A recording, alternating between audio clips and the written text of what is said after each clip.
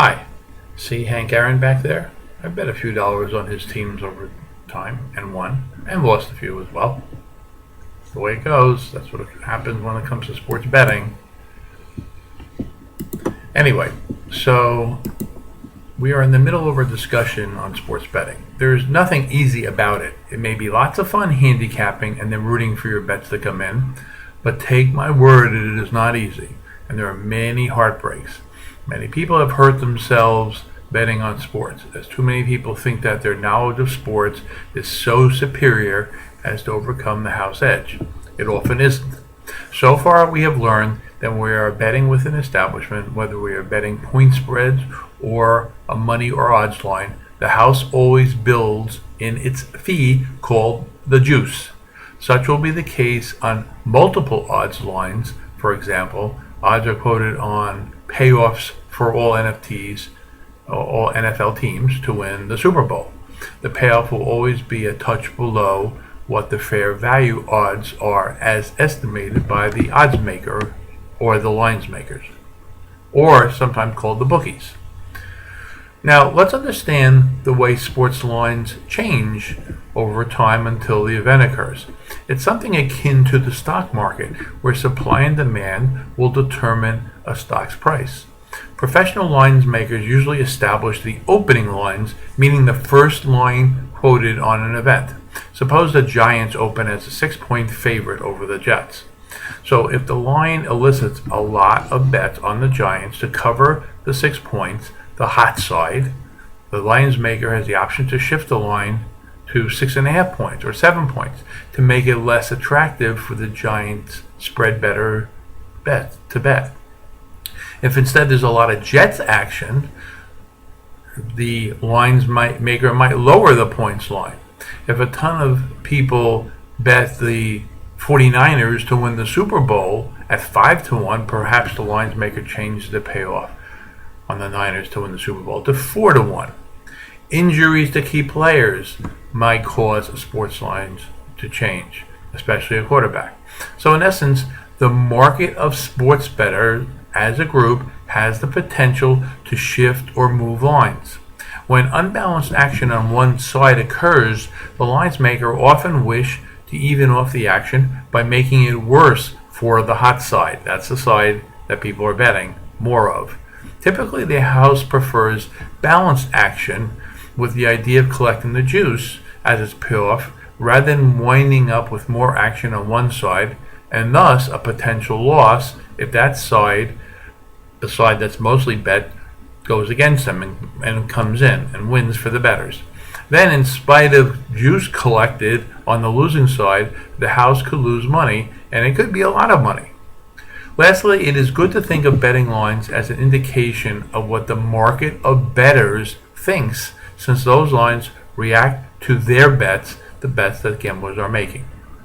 There is another class of bets often called propositions or props, sometimes related to things other than winning the game or by what margin of victory.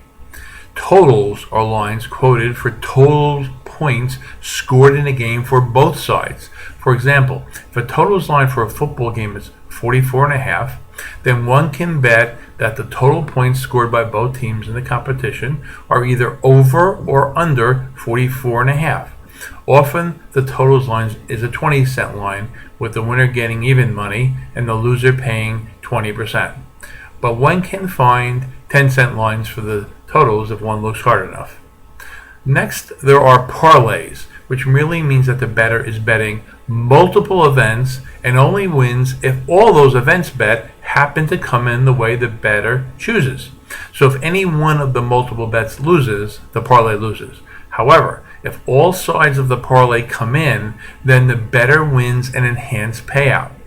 If 1 week someone bets in a parlay that both the Jets and the Giants playing in different games on the points line, and in both cases they beat the spreads, the payoff might be something like 13-5, meaning $130 won for every $50 bet on that parlay, Giants and Jets. Now, fair value for that two-team parlay is 3-1, so you can see the house edge.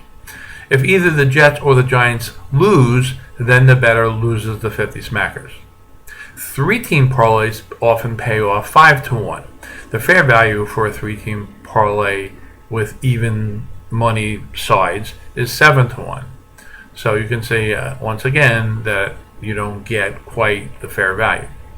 Now, if there are non-even money bets made in a parlay, then there are odds quoted for each of those non-even money bets, and so then the odds compound. So, for example, suppose a bettor bets $90 on 2 favorites in a parlay. One is 9-5, and the other is 7-5. So the bettor bets both favorites. Then the $90 wins $50 on the 9-5 action. So now there is 90 plus $50, that's $140. So then the $140 is parlayed onto the 7-5 favorite. The $140 wins $100 on that bet. And so then it was $50 on the 9-5 and then $100 on the second bet. And so therefore the payoff is $150. So then so that means betting $90 wins $150 if both favorites come in. Now let's look at it on the other side. So suppose somebody bets $90 on both underdogs. Well then on the 9-5 action that pays off 8-5. So in that case the $90 will win about $144. And then you have $90 plus $144, which is $234. Now it's in the 7-5 action, they get 6-5 on the underdog. And so in that case, the $234 pays off about $280 at 6-5. So then the total profit on that payout is $425. And so that's the payoff for the $90 bet. Now, lastly, there are a score of special, atypical, unusual bets. There's something called teasers and various props like who scores the first touchdown in a game, or what round the boxing match ends, or how many home runs are hit in a game. And so bookmakers will basically quote odds anything as long as they think that the bettors will bet them. They are not allowed to offer bets on non-random events, such as like who dies on a TV show or who wins an election. So anyway, that wraps it up for now on sports betting, although I have one last thing to say at the beginning of the third part. In any case, thank you very much, and good luck with your sports betting. Take care.